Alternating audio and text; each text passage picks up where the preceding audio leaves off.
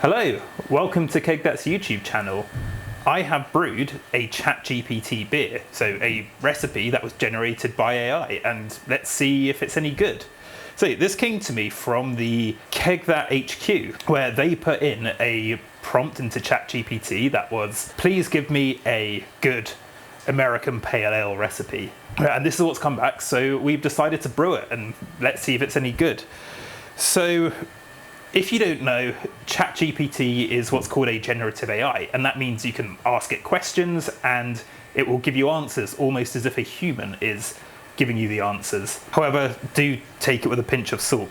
And it's really interesting to put things in there, like give me a beer recipe and see what it brings back. So I've had some interesting results before playing around on it. I've never actually brewed a ChatGPT suggestion before, so this is going to be really fun. So with the prompt, we want an American Pale Ale. Here's what it has given back to us. Focusing on a nice balanced beer with a malt backbone that showcases the best ale malt whilst utilising the wheat malt for a bit of body and mouthfeel. A touch of roast barley for colour and flavour complexity. Add caramel for sweetness and body. Interesting. So the recipe it's given us is for 19 litres, 75% efficiency, OG of 1050, FG of 1012, and that's about 5% ABV.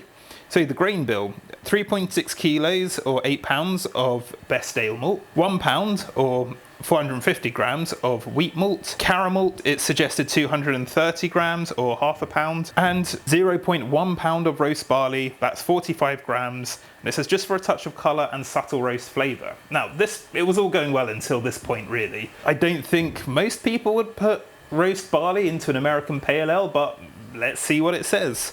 So for hops, 28 grams or an ounce of Centennial hops for bittering for 60 minutes in the boil. Cascade hops, 28 grams at 15 minutes before the end of the boil.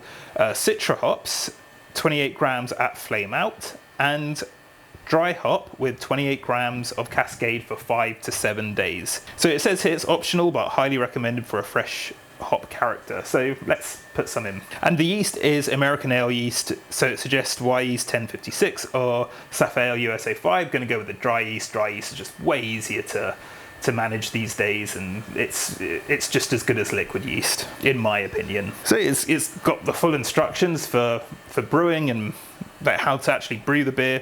So it says to heat the mash water to 68 degrees and add the grains. Mash at 68 degrees for 60 minutes. So 68 is interesting. I mean, it says here, this temperature will give you a nice balance of fermentability and body. I would actually suggest 65 degrees for that, but hey, let's do it at 68 and see what happens. The one change I am going to do is that I always mash for 90 minutes as opposed to 60, so I'm just going to mash for 90 minutes instead. And then perform a mash out at 77C for 10 minutes to stop enzymatic activity. I normally do this at 75. I will put 77 in. I don't think it's going to make any difference, but hey, let's follow their instructions. Yeah, then sparge with enough water to collect 25 litres of wort, aiming for a pre-boil volume of around 22.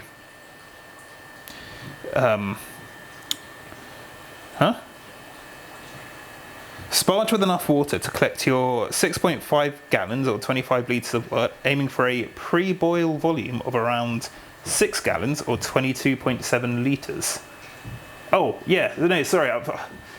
I'm usually brewing to 23 litres and I forgot this is for 19 litres, so that makes sense. I think I actually took a bit more because I have about a 5 litre boil off rate, so if I collected 22 litres, that wouldn't really be enough, so I actually collected a bit more. Now the boil. Bring the wort to a boil and begin adding the hops according to the following schedule, which I said before, and then chill to around 18 degrees and pitch the yeast at 18 degrees and ferment for around 1 to 2 weeks.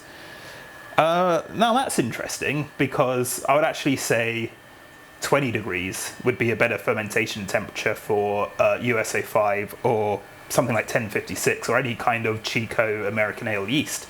18 is an interesting choice because whilst it will be a bit slower, it will be cleaner.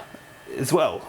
So I actually fermented this at 18 degrees to see what would happen, and it took a long time. I didn't need to because it was a pressure fermentation. I could have done it at around 22, got it faster, and with an equally clean beer probably, but hey, doing what it says. So it did miss out a step though here. So it didn't say anything about protoflop, Irish moss, or like some kind of clarifying agent that goes in the boil. So I just put in a protoflop tablet 15 minutes before the end of the boil as well. And then yeah, like after fermentation's complete, add the Cascade hops. I actually added the Cascade hops a bit earlier than fermentation had finished, so that I have to depressurize the pressure fermenter. So I do it towards the end when there's still some fermentation so that it can build up pressure again. And I left it for 5 days. 7, some people argue would be a bit too long. I have actually dried hop for 7 days. And the reason why some people think it's long is because you'll get some grassy flavors from the hops. I don't think I've actually experienced that before, even when I've completely forgotten and left the beer for like 2 weeks, but maybe there's probably a lot of variables to take into account for that one. So, and then, yeah, once fermentation is complete, the beer has reached final gravity, it's time to bottle or keg. Carbonate to 2.3 to 2.5 volumes of CO2 if bottling. That all sounds correct, actually. So I've got the beer here. It's a bit on the dark side. Like, I'm not really sure if that roast barley is needed, because when I inputted the stats into the Grainfather recipe calculator, it did say the color was at the high end of the American Pale Ale. So from a color perspective, I'm not sure it's needed. And something went a bit wrong though with my one, which was that a couple of days ago, I think like a gasket has worn out or something, because all the pressure has disappeared. I've not touched anything. Even after adding the dry hops, it was gaining pressure again. And I've tried the beer a couple of times and it's been carbonated, but right now it's really not that carbonated. So as you can see, it doesn't have much head, but it has had head when it's been carbonated. The color is a bit dark, but yeah, I can smell this. Like, this has been next to me this whole time, and like, it's got a really pungent smell of citrus and tropical fruits, and like the exact aroma you want from an American Pale Ale. So yeah, it's bang on. Like, for an American Pale Ale style, I think this is really, really good. It's got quite a strong bitterness, which if I think I was doing this, I'd probably go a bit lower on the bittering hops, but that's just my personal preference. This is not like stupendously bitter and out of style or anything. It's got a malt and hop balance. The hops are really doing a lot of the heavy lifting in the flavor because it's, again, bitter, it's very tropical. A lot of those aroma descriptors are coming through into the flavor. It has got nice malt flavors in there as well. It's got quite a long bitter finish. I'm not getting much from the roasted barley. Like, I don't really think there's much point putting that in there, but it's a really nice beer.